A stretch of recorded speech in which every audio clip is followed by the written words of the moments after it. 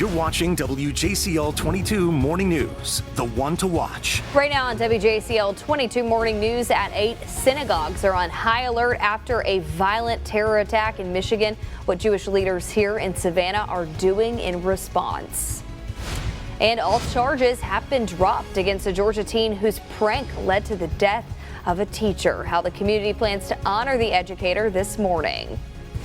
Plus, South Carolina residents are taking matters into their own hands by drafting their own hate crime ordinances. What local officials are saying about those efforts and where the state stands on a possible statewide measure. But before we tell you about all of that, we want to show you what it looks like out at Tybee Island. So much dense fog on those cameras right out there on the beach this morning. Definitely a foggy start to your day. Well, thank you for starting your day with us right here at WJCL 22 Morning News. Good morning. I'm Lydia Blackstone here with my friend meteorologist Catherine Liberta.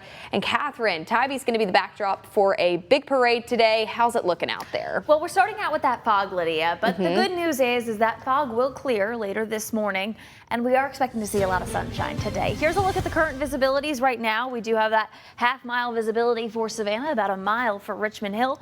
Overall, we do have this patchy dense fog this morning, but as we go into the afternoon, like I just said, more sunshine is on the way.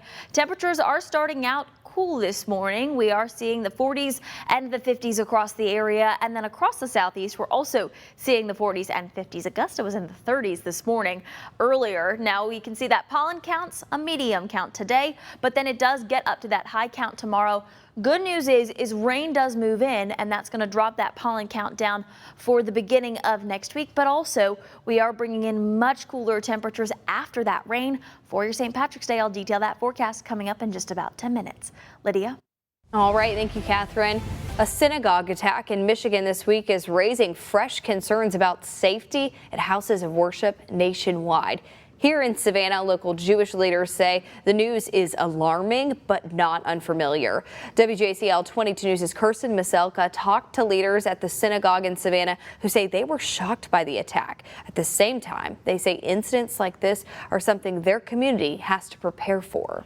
We were shocked to hear about it. Wednesday's attack on a Michigan synagogue is being felt across the nation and here in Georgia. I don't want to say getting used to it, but we are living it every day. At Savannah's synagogues, leaders say this is becoming increasingly common. Madi Locker, executive director of the Agudath Ahim congregation, says his synagogue has received threats in the past. One time people said that they're going to come in to shoot us all and hang up on us. As a result, Locker says the last several years have brought major changes with security. We're trying to make sure that those things will not happen and we can prevent them as much as we can. That includes controlled entry, cameras, and working closely with law enforcement. Nobody can enter to this synagogue without somebody permitting him. We have locks on all doors. We have a police present. Steps he says are meant to reassure families, especially during times of heightened tension overseas. In times like today, when the Middle East war is taking place, we are upping our security and having more presence of police and more security and checking even carefully than usual.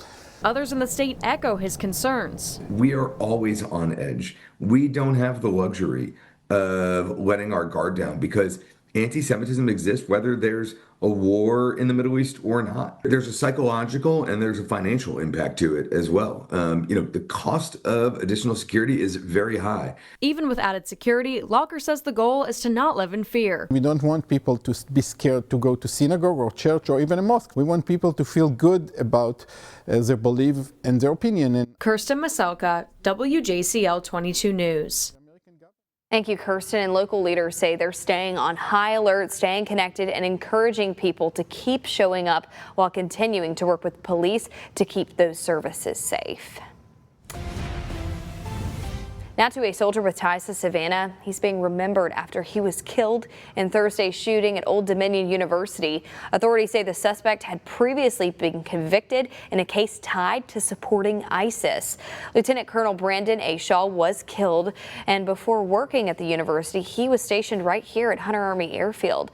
Shaw was the lone victim in the attack in Norfolk, which injured two others, also members at that university. The gunman was a former member of the Army National Guard, 36-year-old Muhammad Jallo. Friends who trained with Shaw say the loss is hard and certain understand, especially after surviving those war zones overseas.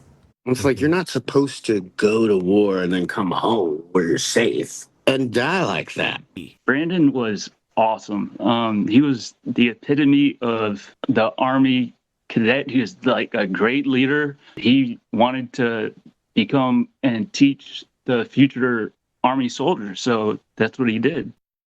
The 3rd Infantry Division released a statement saying they were deeply saddened to hear of the loss of a former dog-faced soldier, a leader, and a valued teammate. Charges against the Georgia teens that were involved in the death of a beloved teacher, they've been dropped. That's according to an attorney representing the 18-year-old charged with vehicular homicide. 40-year-old Jason Hughes was attempting to catch a group of teens in the act while they were carrying out a prank, but he slipped and fell into the road. He was then hit by a car driven by one of those teens. The students stopped to try to help Hughes, but he didn't survive. The Hughes family had actually called for the charges to be dropped. Vehicular homicide charges were not appropriate in this case because Jaden never operated his car, truck, in an unsafe, dangerous, or improper manner. And there was no dispute as to the facts of this case. And we had the generous support, forgiveness, and understanding of Ms. Hughes. So she encouraged Lee Dara to dismiss the charges as well. The funeral service for Jason Hughes will be held today at 11 a.m. in Gainesville, Georgia at a family church. This morning, South Carolina remains one of 2 states in the country not to have a hate crime law. That's why some counties, they're writing their own ordinances instead. In the Low Country, Beaufort County is actually making the decision to not only draft a hate crime ordinance, but also a resolution. The ordinance will change that local law. The resolution is just a strong formal statement of the council's support. It's difficult to enforce a local ordinance, and that's a big concern of county council. So we want to do the resolution too, to push this at the state level since they're in session now. Now, as for where things stand on the state level, a hate crime bill has passed through the House at least twice, but has consistently been dropped over in the Senate. Beaufort County is preparing for a big change at the sheriff's office. Longtime Sheriff P.J. Tanner announced that he will retire in January and will not seek re-election. This will end his 28-year tenure as the county's elected sheriff. Tanner thanked his staff for their dedication, calling his time leading the department remarkable and rewarding. His retirement takes effect on January 5th, 2027. And we wish him the best of luck. Your traffic track 22 this morning. If you are up in the Low Country, Bluffton to Hilton Head, it's just about a 15-minute drive. No issues on 278 headed eastbound right now, and also no trouble getting from the Low Country into downtown Savannah. About a 25-minute drive across the area. It looks like traffic is moving well. Lydia? Good to see that green there. Thank you, Catherine. Still to come, Tybee Island is set to kick off their St. Patrick's Day festivities today. What you need to know ahead of the Irish Heritage Parade this morning. Happy St. Patrick's Day! And the Savannah St. Patrick's Day Parade is just a few days away. What officials will be doing to keep the roads safe ahead of one of the area's largest parties. Taking a live look right now out on Broughton Street. You see that little bit of patchy fog there in the background. This is what we're dealing with across the area this morning. I'll detail the warm weather on the way later this afternoon, coming up right after the break. But if you want to keep up to date with the certified most accurate forecast, download the WJCL 22 News app. Your news, weather, and the hits of the 80s.